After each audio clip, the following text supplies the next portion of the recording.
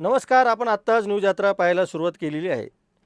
तुमच्या खिशामध्ये ड्रग्सच्या पुड्या टाकून तुम्हाला खोट्या गुन्ह्यात अडकून टाकेल, असा पोलिसांच्या व्हिडिओमुळे पोलिसांची खूप बदनामी झाली. दिल्लीतील आंदोलनामध्ये तर पोलिसांनी केलेला कहर लोकांनी उघड्या डोळ्यांनी पाहिला. पण हे उघडे डोळे कुणाचे होते? तर आंदोलनात सहभागी झालेल्या आंदोलकांनी लावलेल्या छुप्या कॅमेऱ्यांचे. त्यामुळे आता या छुप्या कॅमेऱ्यांची पोलिसांनी इतकी दहशत घेतलेली आहे की नाशिक पोलिसांनी आंदोलनाच्या वेळी कशा पद्धतीने पोलिसांनी आंदोलनाकडे बघावं आणि त्यांच्या कॅमेऱ्याला कसं सामोरं जावं, या संदर्भामध्ये एक SOP तयार केलेली आहे. खरं तर देशभरामध्ये सध्या जो मुद्दा गाजत आहे की पोलिसांनी काठ्यांना खिळे लावून त्यांना मारलं, रक्तबंबाळ केलेलं आहे, पॅलेट गन्स चालवलेले आहेत. त्याचा वाद आत्ता सध्या देशभरामध्ये विकोपाला गेलेला आहे. अभिजित दिपके यांनी तर भारतीय जनता पक्ष हे गुंडांचं सरकार आहे आणि दिल्ली पोलीस आणि भाजपचे गुंड कशा पद्धतीने आंदोलन मोडून काढतात, हे आपण मागच्या 2-3 आंदोलनात बघितलेलं आहे, असं विधान केलेलं आहे. त्यामुळं सरकारची आणि पोलिसांची जी प्रतिमा खराब झालेली आहे, तिला सावरण्यासाठी नाशिक पोलिसांनी जी SOP तयार केलेली आहे, ती फार म्हणजे खरं तर चांगली पण आहे, गमतीशीर पण आहे. जे पोलीस लाठ्या मारत होते, जे पोलीस लाठ्यांना खिळे लावून आंदोलकांना मारत होतं, त्या पोलिसांनी आंदोलनाच्या वेळेस शांत राहणे आणि आंदोलकांना कुठल्याही प्रकारची उद्धट भाषा न वापरणे, असा मसुदा असलेले ही SOP मी अक्षरशः तुम्हाला शब्दशः वाचून दाखवणार आहे. त्यामुळं आपण पुढच्या काही काळ या व्हिडिओमध्ये शेवटपर्यंत नाशिक पोलिसांनी आणलेली ही SOP समजून घ्या आणि भारतातले पोलीस खरंच या SOPनुसार वागतील का, असा एक प्रश्न पडतो आहे. पण त्याआधी आपण SOP काय आहे ते समजून घेऊया. SOPमध्ये काय म्हटलेलं ते मी तुम्हाला वाचून दाखवतो की चिथावणी हाताळणे आणि सकारात्मक कृती करणे, असं या SOPचं नाव आहे. म्हणजे चिथावणीखोर म्हणजे त्यांनी सरळ सरळ आंदोलकांना या SOPमध्येच ते चिथावणी देऊ शकतात असं म्हटलेलं आहे. तर आपल्याला त्या वादात जायचं नाही. पण जर आंदोलनकर्ते हे पोलिसांना चिथावणी देत असतील, तर अशा वेळेस पोलिसांनी सकारात्मक दृष्टिकोन कसा ठेवावा, असं या SOPचं म्हणणं आहे. तर त्यांनी मुद्दा क्रमांक 1 असं म्हटलेलं आहे की तुम्ही चिथावणीला प्रतिसाद देऊ नका, नव्या पिढीच्या आंदोलकांना समजून घ्या. आता हे जर दिल्लीत समजून घेतलं असतं तर एवढा वाद झालाच नसता, अशी माझी एक छोटी कॉमेंट या पहिल्याच मुद्द्यावर आहे.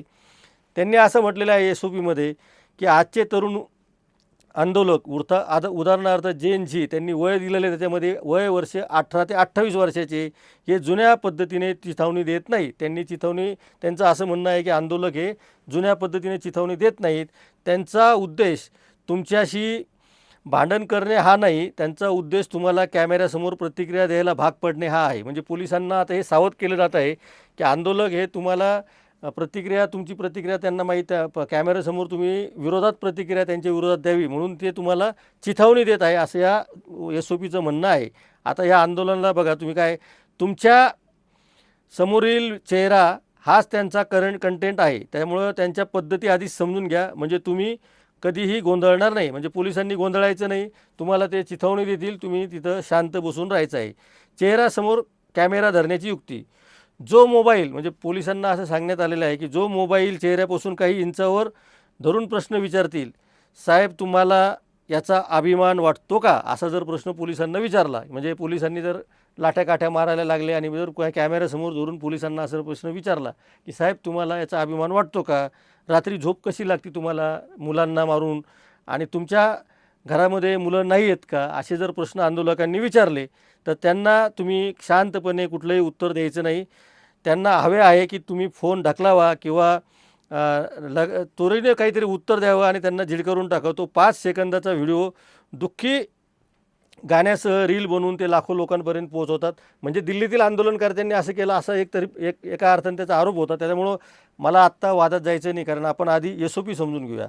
काय म्हणणं आहे त्यांचं की तुमच्या चेहऱ्यासमोर कॅमेरा आंदोलक धरतील, तुम्हाला विचारतील साहेब तुम्हाला या सगळ्या गोष्टींचा अभिमान वाटतो का, तुम्हाला रात्री शांत झोप लागते का मुलांना मारल्यानंतर, आणि तुमच्या घरात मुलं नाही का, असे जर प्रश्न त्यांनी व्हिडिओ कॅमेऱ्यासमोर केले तर त्यांच्या कॅमेऱ्याला तुम्ही ढकलू नका, त्यांना कुठल्याही प्रकारची रिॲक्शन देऊ नका. अशा वेळेस लाठीमार करायचा नाही. अशा वेळी लाठीमार करायचा नाही, म्हणजे कधी करायचं ते त्यांनी सांगितलेलं नाही, पण अशा वेळी लाठीमार करायचा नाही, म्हणजे कुठलीही प्रतिक्रिया द्यायची नाही, याचा अर्थ लाठीमार करायचा नाही असा त्याचा अर्थ होतो. तर अशा वेळेस काय करावे, सरळ पहा, चेहरा शांत ठेवा. जर आंदोलकांनी असं केलं, म्हणजे दिल्लीतल्या आंदोलकांनी केलं असं नाशिक पोलिसांचं मत असावं असं मला वाटतं.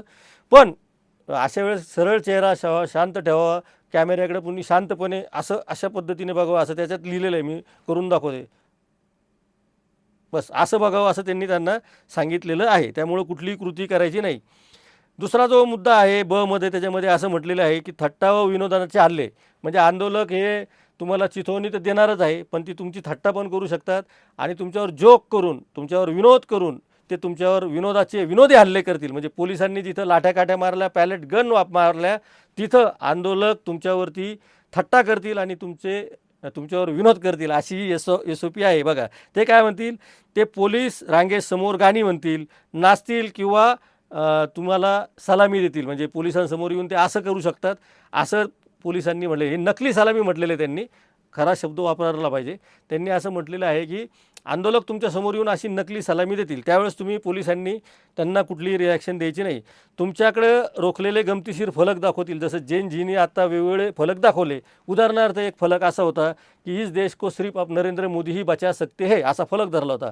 इस देश को आप सिर्फ नरेंद्र मोदी ही बचा सकते हैं, सिर्फ उन्होंने जल्दी इस्तीफा देना चाहिए. आता हे पोलिसांना दाखवणार, म्हणजे आता पोलिसांचं याच्यात खरं तर काही घेणे देणं नाही, पण ते गमतीशीर दाखवतील आणि त्या पोलिसांना म्हणतील, काका तुम्ही स्माईल करा, स्माईल काका प्लीज. पण अशा वेळेस पोलिसांनी कुठलीही रिॲक्शन द्यायची नाही, हसायचं नाही, काही नाही. त्यांनी फक्त कॅमेऱ्याकडे असं बघायचं आहे.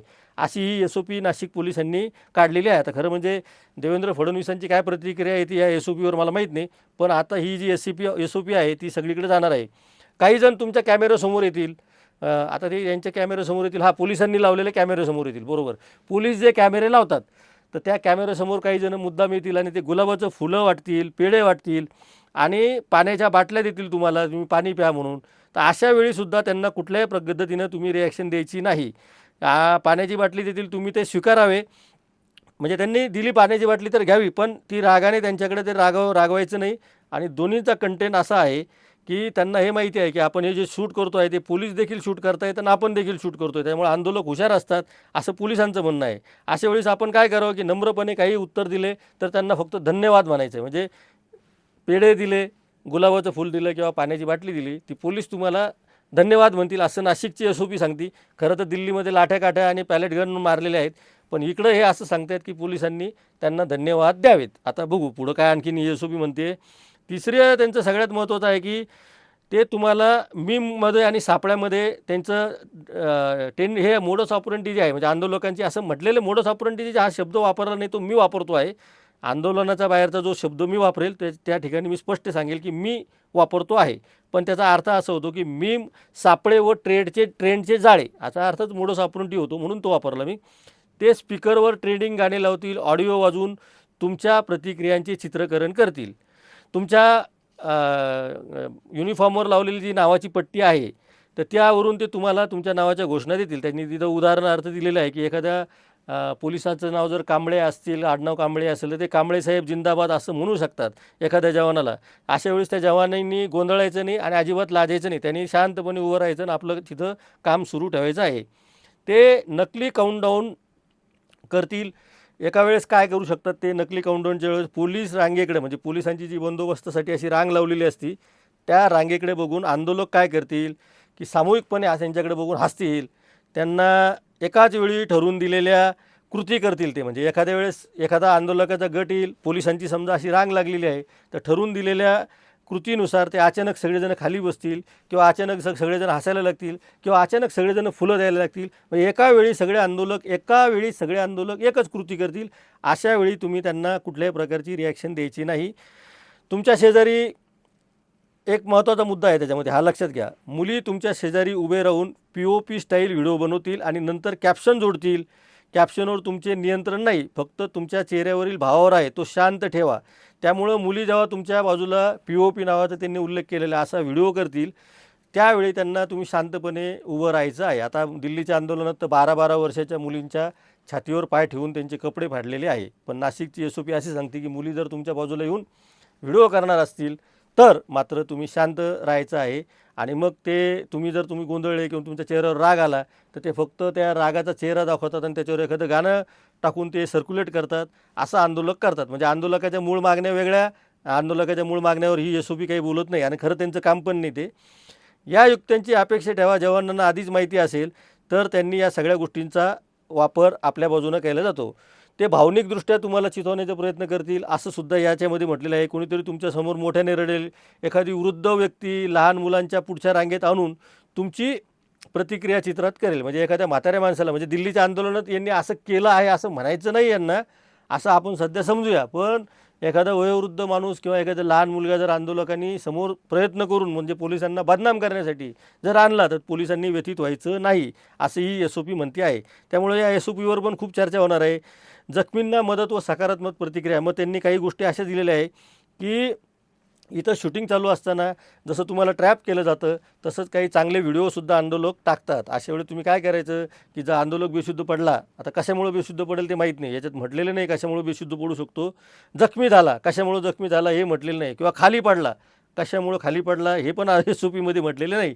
तर त्यांना मदतीसाठी आता मला सांगा की जर आंदोलक जखमी झाला किंवा बेशुद्ध पडला किंवा खाली पडला तर तो कशामुळं पडणार आहे हे SOPमध्ये काही मला कळत नाही. पण त्याला तुम्ही काय करा, त्याला उचला आणि त्याला वैद्यकीय उपचारासाठी घेऊन जा असं ही SOP म्हणते आहे. पण तो पडला कशामुळं हे सांगणार नाही. आंदोलक तर आंदोलकांना मारणार नाही, ही एक वस्तुस्थिती आहे. पण ठीक आहे, आता पोलिसांनी त्यांच्या भरपूर गोष्टी त्यांच्या अंगलट आलेल्या आहेत, त्याच्यामुळे ही SOP पण त्यांच्या अंगलट येईल असं दिसतं आहे. गर्दीत लहान मुलं आईवडिलांपासून हरवले तर पालक सापडेपर्यंत हे असं होऊ शकतं, हे ठीक आहे, पोलीस तर काही करणार नाही. त्यामुळे हरवलेल्या लोकांना, वृद्ध व दिव्यांग व्यक्ती जर अडकले असतील तर त्यांना मदत करा. सौजन्याच्या जास्तीत जास्त कृती करा आणि छोटे मानवी हावभाव जे असतात परिस्थितीला, तिथं तुम्ही छोटे मानवी हावभाव जे एक्सप्रेशन जे आहे पोलिसांचं ते मात्र कायम शिस्तबद्ध असलं पाहिजे. आणि थोडक्यात सारांश त्यांनी दिलेलं सांगतो. त्यांचा कॅमेरा नेहमी चालू असतो. त्यांचा म्हणजे कोणाचा?